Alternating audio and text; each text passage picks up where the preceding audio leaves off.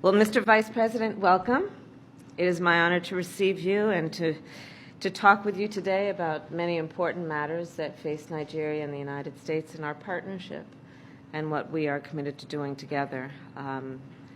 There is a strong relationship between the United States and Nigeria. As I was explaining to the Vice President, there are hundreds of thousands of Nigerian Americans and Nigerians here in the United States, and so many who have made significant contributions to the United States, be it as entrepreneurs, as innovators, to film and music. And Nigeria, without any question, is leading on so many important issues, and some of the most important issues of our time. When we look at the issue of the climate crisis, Mr. Vice President, you have been an extraordinary leader on this issue, and I know this is something that you feel very strongly about, and you've been very adamant about the role Nigeria can play in addressing this crisis that faces us all. And I congratulate you, for example, on your energy transition plan, Thank you. which I know pledges carbon-neutral energy by 2060. Ambitious goals, but important goals. And under your leadership, I have no question that they will be achieved. Today, we will also discuss the urgent issue that affects the continent of Africa and the world, which is the issue of food insecurity. As you know, the United States has committed $7 billion in food security and humanitarian assistance to African countries over the past year alone. Nigeria has also been an important partner in upholding the international rules-based order, whether it is tackling the democratic backsliding that we've been seeing in West Africa or standing up for Ukraine at the United Nations. The United States remains committed to supporting free and fair elections in Nigeria next February, elections which we have confidence will be peaceful and reflect the will of the people. And of course, we do feel very strongly, as I know you do, that Nigeria is and must remain a bastion of democracy for West Africa. More broadly, Africa's leadership is key to confronting all of the global challenges we face. And to that end, Nigeria is key. So we look forward to strengthening our partnership. I bring you greetings from President Joe Biden. I was just with him, and he and I remain committed to strengthening our relationship with Nigeria and with Africa as a continent as a whole. And we also look forward to hosting you in December at the summit here in Washington. So with that, welcome again, and I look forward to our discussion. Thank you.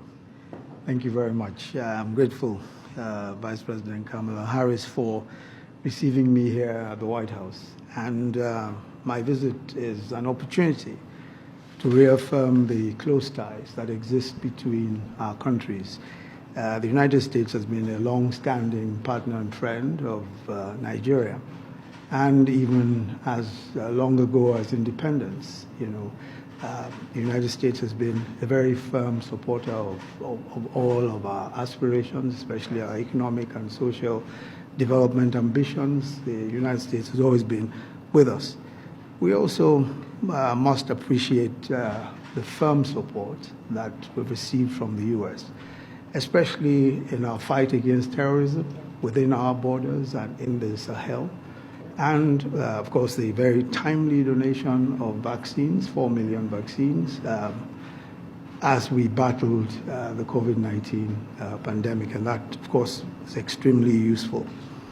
But in addition to, as we pointed out, our shared commitment to democracy and the international rules-based system, we very strongly believe that, in the coming years we will need to work together again on so many global challenges, and they are as varied and they come up very frequently now, from promoting peace and security to tackling global health issues and climate change, and of course economic adversity.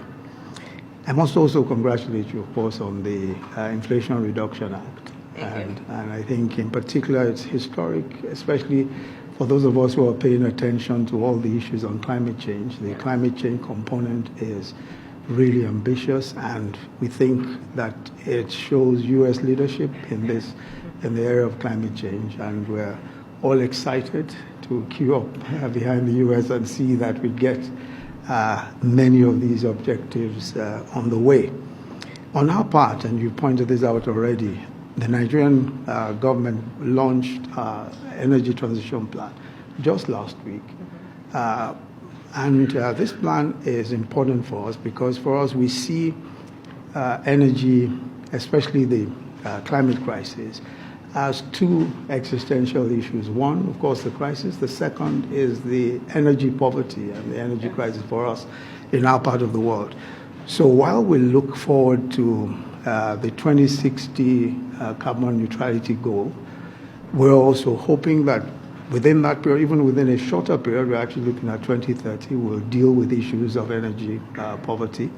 And so we're anxious to get all the support we can. And in the last few days, I've been talking to quite a few of the agencies here, the World Bank, the USAID, in fact, the Treasury Secretary yesterday also. And they've all been very positive, and shown indications that they will be very helpful indeed.